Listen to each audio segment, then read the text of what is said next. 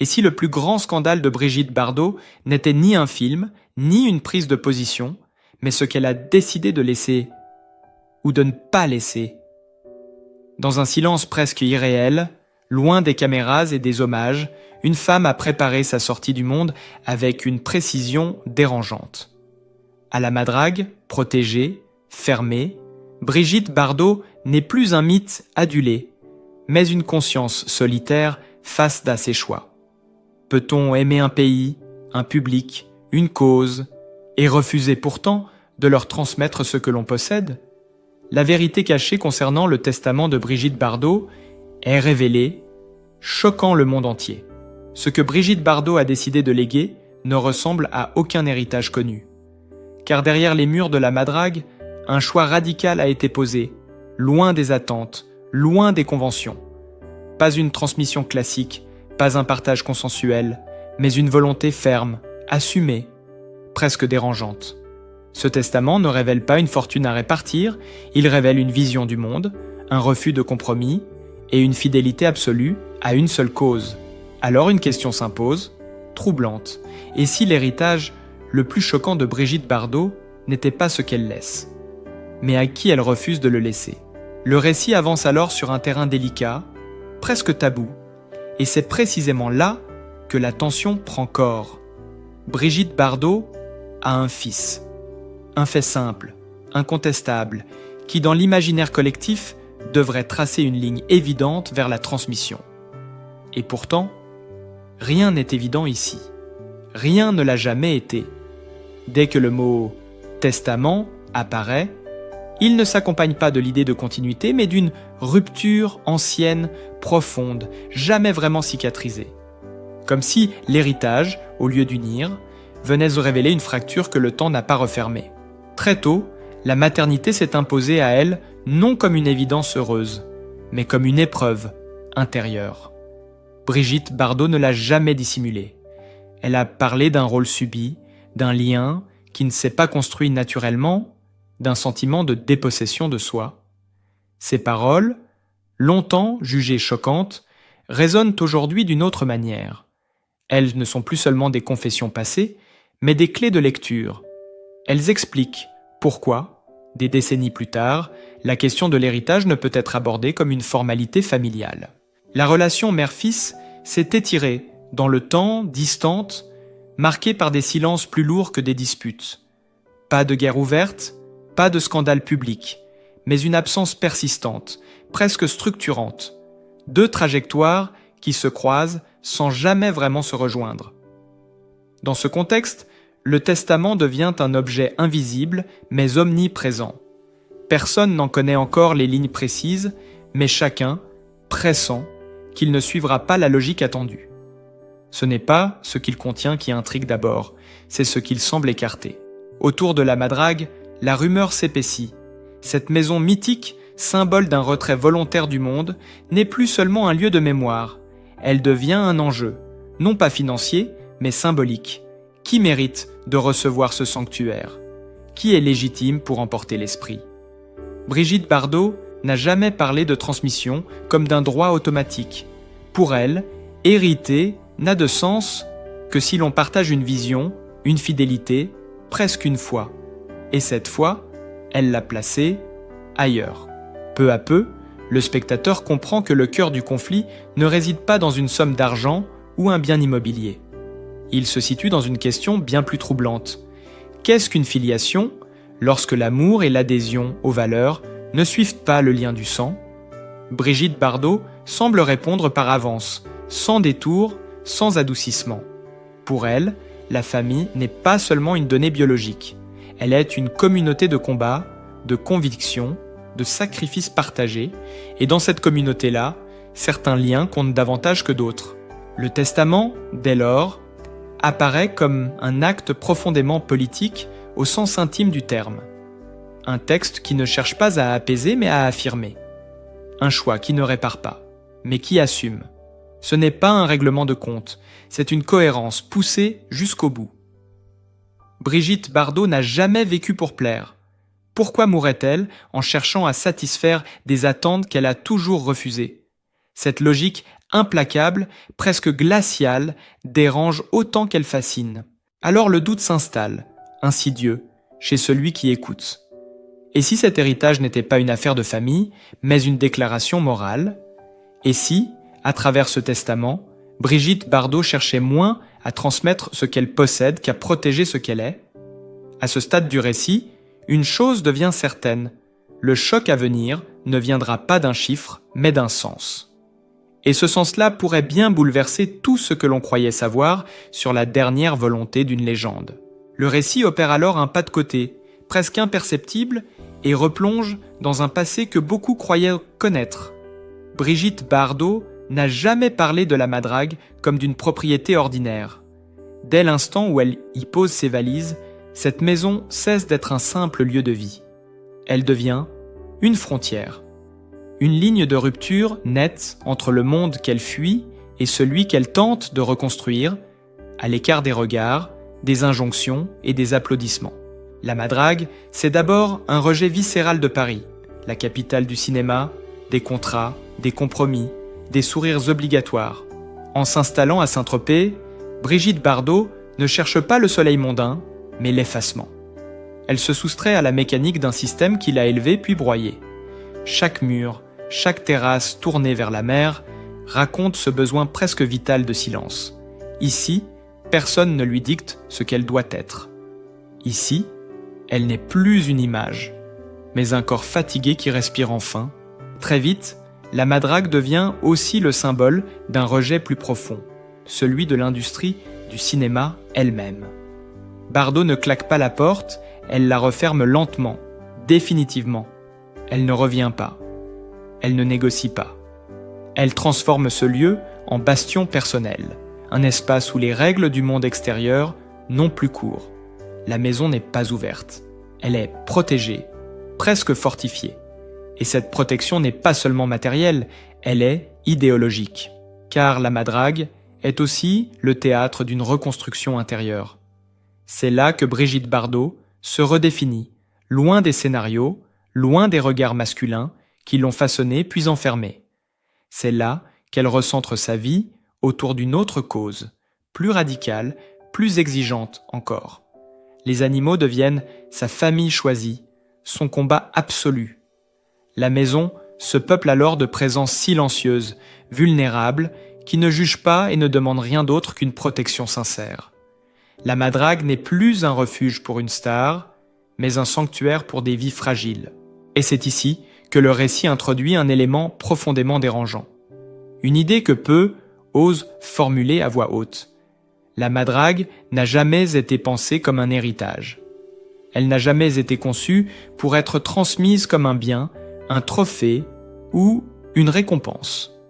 Dès l'origine, elle est imaginée comme un espace inviolable, presque sacré, un lieu qui ne doit pas survivre à sa créatrice en changeant de main, de fonction ou de sens. La tension monte alors brutalement, car transmettre la Madrague à un humain quel qu'il soit reviendrait à trahir ce qu'elle représente. Donner cette maison, ce serait accepter qu'elle devienne autre chose, un musée, une résidence secondaire, un objet de spéculation ou de nostalgie. Or, pour Brigitte Bardot, la Madrague n'est ni un souvenir figé, ni un symbole national. Elle est un acte de rupture permanent, un refus incarné.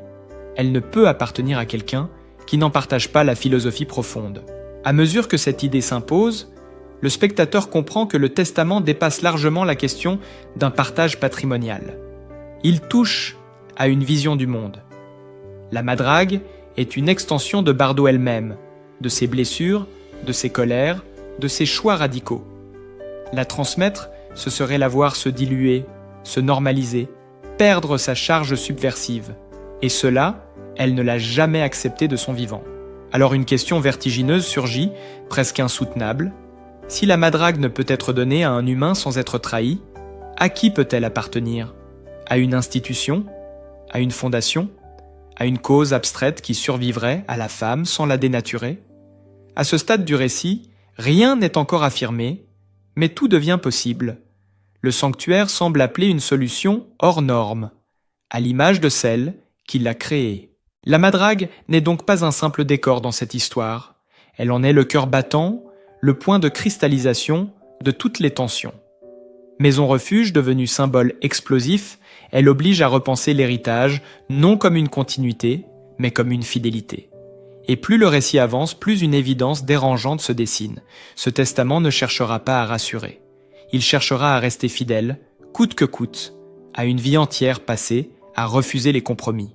Le sommet de la montagne est atteint au moment précis où le testament cesse d'être une rumeur pour devenir une réalité écrite, froide, irrévocable. À cet instant, le récit bascule, car ce document ne ressemble en rien à ce que l'on attend d'une icône nationale arrivée au terme de sa vie. Brigitte Bardot n'y distribue ni souvenir, ni consolation, ni geste de réconciliation tardive. Elle ne lègue pas. Elle redirige. Tout dans ce testament semble conçu comme un acte de rupture réfléchi. Les biens matériels, les droits, les lieux symboliques, mais surtout l'âme de ce qu'elle a construit au fil des décennies, convergent vers un même point de gravité, la Fondation Brigitte Bardot. Celle-ci n'est pas désignée comme une simple bénéficiaire administrative, mais comme l'héritière centrale d'une mission. Une mission pensée pour survivre à la femme, pour continuer sans elle, sans compromis, sans affadissement. Ce choix agit immédiatement comme une onde de choc. Le public d'abord peine à comprendre. Beaucoup attendaient un testament apaisant, presque sentimental, un dernier geste tourné vers la famille ou vers la nation qui l'a porté au nu. À la place, ils découvrent un texte radical, presque austère, qui refuse toute logique affective classique. Les réactions oscillent entre admiration silencieuse et malaise profond. Certains parlent de courage absolu, d'autres d'un refus glaçant des codes humains les plus élémentaires. Dans l'ombre, les tensions familiales se ravivent. Le testament, en ne suivant pas le chemin du sang, rouvre des blessures anciennes que le temps n'a jamais refermées. Les silences deviennent plus lourds que les mots. Chaque ligne du document est scrutée, interprétée, disséquée, comme si elle contenait une justification cachée ou une ultime provocation. Mais le texte reste implacable, il n'explique pas. Il affirme. Très vite, le débat dépasse le cercle intime. Il devient politique, médiatique, presque philosophique. Des éditorialistes s'interrogent sur le droit moral de préférer une cause à sa descendance. Des voix s'élèvent pour dénoncer un geste jugé excessif, idéologique, voire brutal. D'autres, au contraire, saluent une cohérence rare dans un monde où tant d'héritages servent à réparer tardivement ce qui n'a jamais été assumé de son vivant. Le climax n'est pas juridique. Les avocats peuvent discuter des clauses, les experts des montages patrimoniaux, mais l'essentiel est ailleurs. Il est émotionnel. Une question traverse alors tout le récit comme un coup de tonnerre silencieux.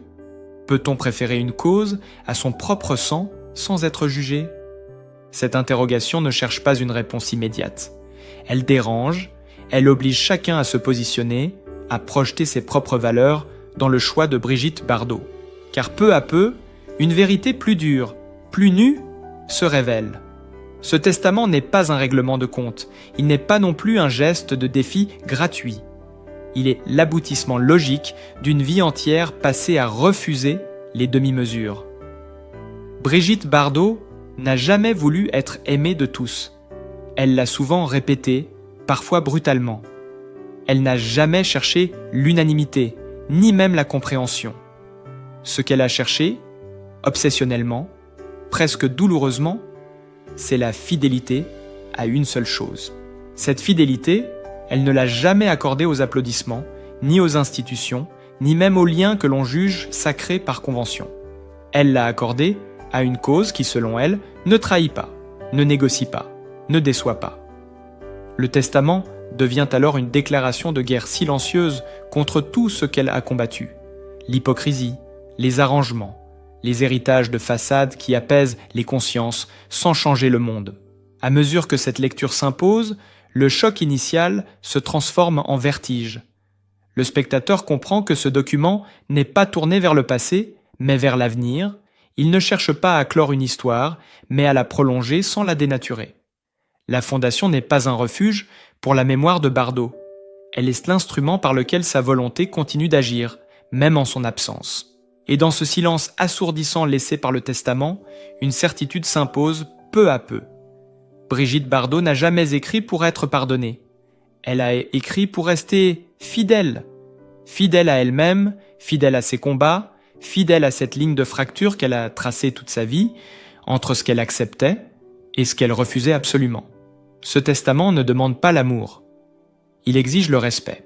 Après la tempête médiatique, après les cris, les procès d'intention et les jugements hâtifs, le récit ralentit enfin, comme si le bruit du monde se retirait peu à peu, laissant apparaître ce qui a toujours été là, immobile et constant. Brigitte Bardot ne répond plus, elle n'explique rien, elle ne corrige pas les interprétations, elle s'efface, fidèlement à ce qu'elle a toujours annoncé. Ce retrait n'a rien de soudain, il est la continuité parfaite d'une trajectoire amorcée des décennies plus tôt. Plus de cinéma depuis longtemps déjà, plus de tapis rouge, plus de soirées mondaines, plus de jeux de séduction avec la presse. Les apparitions publiques de Piessé deviennent rarissimes, presque inexistantes. Les mots, autrefois tranchants, se font plus rares, puis presque absents. Non par faiblesse, mais par choix. Un choix assumé de vivre loin du regard, loin de l'attente, loin de la demande constante d'explication. Dans cette dernière période, Brigitte Bardot vit comme elle a décidé de mourir, en dehors du spectacle. À la Madrague, elle n'est plus une icône, mais une présence discrète, presque effacée, entourée d'animaux, de routines simples, de silences longs. Ce mode de vie, souvent décrit comme une retraite, apparaît rétrospectivement comme une préparation. Non pas une fuite, mais une mise en cohérence progressive de tous les éléments de son existence. Même les questions qui surgissent, après la révélation du testament, semblent, à ses yeux, presque secondaires. La sépulture, le devenir exact de la Madrague, les contraintes de la loi française, les débats juridiques sur ce qui peut ou non être transmis à une fondation deviennent une ultime épreuve, une épreuve administrative, froide, presque dérisoire face à la clarté de sa volonté. Là où d'autres auraient négocié, aménagé, adouci, elle maintient une ligne droite, inflexible. La Madrague, justement, cristallise une dernière fois les tensions. Peut-on figer un lieu hors du temps? Peut-on empêcher qu'il devienne un symbole marchand, un musée, un objet de convoitise? Les autorités, les juristes, les héritiers potentiels, tous se heurtent à une même réalité. Brigitte Bardot n'a jamais pensé cette maison comme un bien transmissible selon les codes habituels. Elle l'a pensée comme un refuge définitif, presque sacré, qui n'a de sens que s'il reste fidèle à ce qu'elle a incarné. Peu à peu pourtant, le conflit se dissout. Non parce que tout le monde est convaincu, mais parce que plus personne ne peut ignorer la cohérence de l'ensemble. Le testament, la fondation, le retrait du monde, la vie à la Madrague, tout s'emboîte avec une logique implacable. Ce qui paraissait choquant devient lisible, ce qui semblait brutal devient constant. Le scandale se transforme en constat. Chez le public, l'émotion change de nature. La colère laisse place à une forme de respect silencieux. On ne comprend pas toujours, mais on cesse de juger. Beaucoup réalisent alors que Brigitte Bardot n'a jamais cherché à apaiser. Elle a cherché à rester alignée, à ne pas se contredire dans les dernières pages de son histoire, à ne pas offrir, au moment de partir, un compromis qu'elle aurait refusé toute sa vie. Cette retombée n'est pas un pardon collectif, c'est une acceptation progressive. L'acceptation qu'une femme puisse aller jusqu'au bout de ses convictions, même lorsque celles-ci dérangent, même lorsqu'elles blessent, même lorsqu'elles choquent. L'acceptation que la cohérence puisse avoir un prix et que Brigitte Bardot ait choisi de le payer entièrement sans attendre l'approbation de qui que ce soit. Le silence qui entoure désormais son nom n'est plus un vide angoissant, il devient un espace de réflexion, un temps suspendu où chacun est renvoyé à une question intime. Que reste-t-il de nous lorsque l'on retire le regard des autres? Pour Brigitte Bardot, la réponse semble limpide. Il reste une ligne droite, une fidélité absolue, une vie menée jusqu'au bout, sans jamais renier ce qui en a constitué le cœur. La fin de cette histoire n'offre ni paix apparente, ni consensus rassurant. Elle n'est pas conçue pour réconcilier, encore moins pour rassurer. Elle est lucide, presque inconfortable, à l'image de Brigitte Bardot elle-même. Lorsque le testament apparaît enfin dans toute sa clarté, il ne referme pas les plaies, il les met en lumière. Ce qui demeure derrière elle est profondément contrasté. Une France divisée, partagée entre admiration et incompréhension. Certains saluent un geste d'une cohérence absolue, d'autres dénoncent une rupture définitive avec l'ordre familial, voire une provocation posthume. Les débats ne portent plus seulement sur des biens matériels, mais sur une vision du monde. Peut-on s'extraire totalement des attentes sociales? Peut-on refuser l'héritage traditionnel sans renier ce que l'on a été? La sphère familiale, elle, reste marquée par une fracture silencieuse.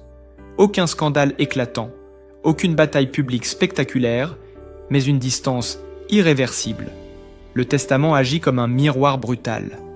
Il rappelle que le lien du sang n'efface pas toujours les blessures anciennes et que l'amour filial ne se décrète pas par un acte notarié. Ce choix, Brigitte Bardot l'a assumé sans détour, consciente qu'il ne serait ni compris ni pardonné par tous. Face à cela, une réalité s'impose pourtant avec force. La cause qu'elle a placée au centre de sa vie ne vacille pas. La Fondation Brigitte Bardot se trouve solidement ancrée dans l'avenir, dotée des moyens nécessaires pour poursuivre son combat. Pour elle, ce n'était pas un legs idéologique abstrait, mais une continuité vitale. Elle n'a pas transmis une fortune, elle a transmis une mission. Une mission née d'une rencontre, d'une indignation, d'un basculement intérieur qui a redéfini toute son existence. C'est ici que le récit dépasse largement son histoire personnelle. Le testament n'est plus seulement celui d'une actrice mythique ou d'une militante radicale. Il devient une leçon universelle, presque dérangeante, adressée à chacun. Il rappelle qu'il est possible d'être une légende populaire et de refuser les codes les plus enracinés, qu'il est possible de choquer sans chercher le scandale, simplement en restant fidèle à soi-même, et que la liberté ultime n'est pas toujours celle qui est assez applaudie, mais celle qui est assumée dans la solitude. Brigitte Bardot n'a jamais cherché à être aimée de tous. Elle a préféré être entendue par ce qu'elle défendait. Son dernier geste, loin d'apaiser, prolonge cette logique jusqu'à l'extrême. Il oblige chacun à se positionner, non pas par rapport à elle, mais par rapport à soi. Car au fond, la question qu'elle laisse derrière elle n'est ni juridique ni morale. Elle est intime. Le récit se referme alors sans conclusion définitive, volontairement. Il laisse le spectateur face à une interrogation simple en apparence, mais vertigineuse dans ses implications.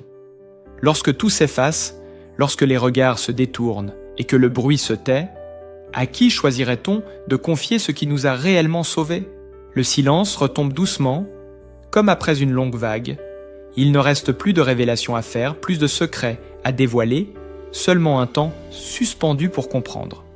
L'histoire de Brigitte Bardot ne se termine pas par une vérité définitive, mais par une invitation à réfléchir. Elle nous rappelle que certaines vies ne cherchent pas l'apaisement collectif, mais la fidélité intérieure. Jusqu'au bout, elle aura refusé les compromis, préférant la cohérence à la consolation, la conviction à l'approbation. Ce testament, qui a tant choqué, n'est peut-être pas un acte de rupture, mais un dernier langage, un langage sans mots, adressé à un monde qui l'a aimé, jugé, parfois trahi, souvent idéalisé. Il nous dit que l'héritage le plus lourd n'est pas celui que l'on reçoit, mais celui que l'on assume. Que transmettre, ce n'est pas seulement donner, c'est choisir. Et que ce choix, lorsqu'il est sincère, n'a pas vocation à être compris par tous. En filigrane, une leçon se dessine, discrète, mais essentielle. Dans une société obsédée par la reconnaissance, par l'image et par la continuité, Brigitte Bardot aura osé rappeler une vérité dérangeante. On peut aimer passionnément une cause, un idéal, une forme de justice, au point de lui confier tout ce que l'on possède. On peut être une icône mondiale et rester au fond une femme seule, face à sa conscience. Et parfois, la plus grande liberté n'est pas de plaire, mais de rester fidèle à ce qui nous a permis de tenir. Alors, lorsque l'écran s'assombrit et que les mots s'effacent, il reste cette question silencieuse, presque intime, que chacun peut emporter avec soi. Qu'aurions-nous fait à sa place? À qui aurions-nous confié ce qui donnait un sens à notre vie? L'histoire de Brigitte Bardot ne nous demande pas d'être d'accord avec elle, mais d'oser nous interroger. Si ce récit vous a touché, interrogé ou simplement fait réfléchir, n'hésitez pas à soutenir ce travail en laissant un like, en vous abonnant à la chaîne ou en partageant votre point de vue en commentaire. Vos mots prolongent la réflexion et donnent vie à ces histoires qui ne s'éteignent jamais vraiment. Parce qu'au-delà des légendes, ce sont nos choix, nos silences et nos convictions qui continuent de résonner.